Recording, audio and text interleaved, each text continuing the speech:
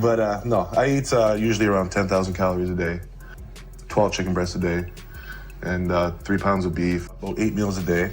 And I wake up and I have a breakfast of maybe 2 pounds of beef. Imagine walking into a bodybuilding show and immediately feeling that something is off. Not because the athletes on stage aren't impressive. They are. Massive, disciplined, sculpted to near perfection. But then one man steps forward and suddenly the entire scale you use to judge the human body becomes meaningless. Conversations stop. The audience grows quiet. People don't cheer right away. They stare. What they're seeing doesn't look enhanced or exaggerated. It looks excessive, overgrown, almost unreal. This was the presence of Greg Kovach. Greg Kovach from Ontario, Canada, may be what you would call a fleecing giant, but has been able to develop his body into much more than just a big farmhand. He trains by himself in the basement of his parents' farmhouse. Greg is 6'2" and weighs nearly 300 pounds. Greg Kovach wasn't just another big bodybuilder. He was an outlier, a man whose size alone redefined what big meant in the sport. Standing close to 2 meters tall and weighing nearly 190 kilograms in the off-season, Greg looked less like an athlete and more like a living experiment. His arms measured over 25 inches. His chest stretched across his frame like it was barely contained. Even among professional bodybuilders, men already operating at the extremes of human development, Greg looked like something else entirely. From the moment his photos began circulating, the reaction was always the same: disbelief. Yeah, working with Greg was actually an incredible experience.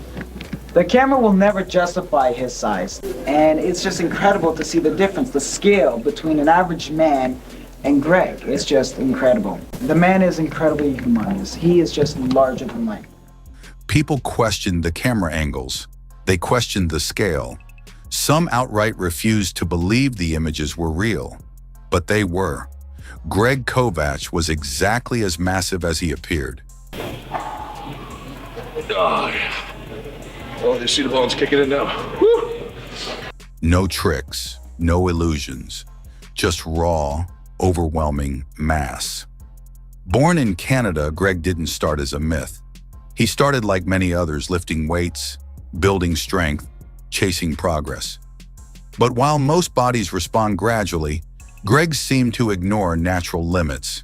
I really wanted to get into a sport where it was individual, everything was up to you. I didn't like relying on other people. So I took up bodybuilding and I really enjoyed it. Every phase of growth only fueled the desire for more. More muscle, more strength, more size. He wasn't aiming to be balanced. He wasn't aiming to be aesthetic. He was chasing the upper edge of what the human body could become. And he got there. A lot of people think that you're just big and you're not strong. Or is it equal? The bigger your muscles, the stronger the muscles. It goes in hand like that. So it means that you are very strong. Right. Greg's strength was as legendary as his appearance. He moved weights that stunned experienced lifters. I didn't realize how strong I was until one day I went to a powerlifting contest in my hometown.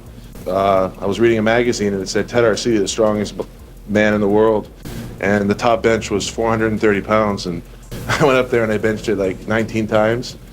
And then I walked out. I looked at the weight and I said, wait a minute, that's not very heavy.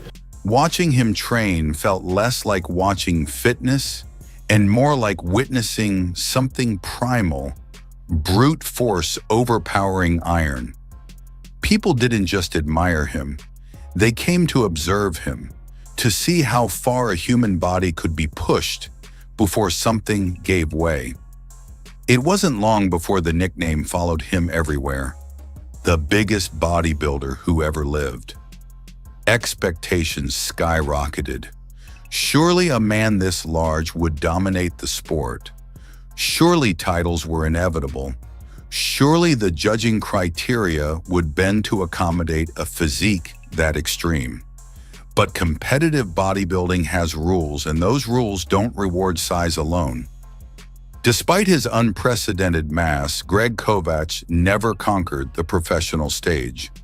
The heavyweight division saw the American premiere of Greg Kovacs, a 270-pound freak from Canada. He consumes an unbelievable 15,000 calories a day in his off-season, one of the strongest bodybuilders alive at the mere age of only 21. And would you believe he's weighing 320 pounds right now? He competed in major IFBB shows and failed to place at the top. Sometimes he didn't even come close. To fans, this was almost offensive. How could someone so massive not win? The answer lies in the uncomfortable truth about bodybuilding. The sport isn't about who is biggest, it's about who is best built. Symmetry, proportion, conditioning, control. And Greg's physique, while shocking, was also difficult to refine. His muscles were enormous, but not always sharply detailed. His structure was overwhelming, but not always harmonious. What made him unforgettable also made him hard to judge favorably. His body was beyond the system, and the system didn't know what to do with him. Still, Greg Kovacs became a legend without trophies. His name was spoken with awe, curiosity, and sometimes concern. He represented the extreme edge of bodybuilding, the unanswered question. How far is too far? How much mass can a human frame truly support? Because behind the spectacle, the cost was building. A body weighing nearly 190 kilograms doesn't function like a normal one. The heart works relentlessly, pumping blood through an enormous system under constant strain. Organs operate under pressure they were never designed for. Recovery becomes slower. Sleep becomes essential but insufficient. Every meal turns into a logistical challenge. Every workout becomes a calculated risk. The pursuit of extreme size demands constant sacrifice, and the body keeps track of everyone. Eventually, Greg stepped away from competition. Officially, the chapter ended.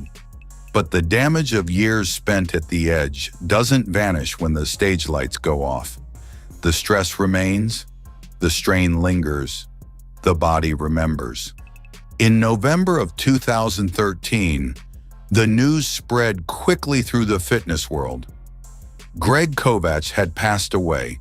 He was only 44 years old. The cause, a heart attack. For many, it felt inevitable. For others, it was still shocking, because Greg didn't look fragile. He didn't look weak. He looked indestructible. And yet, like so many before and after him, his body reached a point where it could no longer sustain the load. His death forced a reckoning within bodybuilding culture. Not just mourning reflection, it raised questions that had long been ignored. About extremes, about longevity, about the price of pushing beyond what nature intended. Greg Kovacs didn't die on stage. He didn't collapse under a barbell. He died quietly, away from the applause. And that contrast is what makes his story linger. Today, his name still comes up whenever size is discussed. Whenever someone asks, who was the biggest? Greg Kovacs is part of the answer. But the tone has changed. It's no longer just admiration, it's caution. Because his story isn't only about muscle, it's about obsession, about ambition without restraint, about what happens when more becomes the only goal. Greg didn't fail because he wasn't disciplined enough. He didn't fall short because he lacked drive. He didn't lose because he wasn't strong enough. He lost because the human body has rules and no amount of muscle can rewrite them. He pushed farther than most people ever will. He crossed lines others never dared to approach. And in doing so, he showed both the incredible potential of the human body and its absolute limits. Did you find this video interesting? Don't forget to like and subscribe. So I thought, wow, I must be a lot stronger than most people. That's when I first realized maybe I'm different than other people,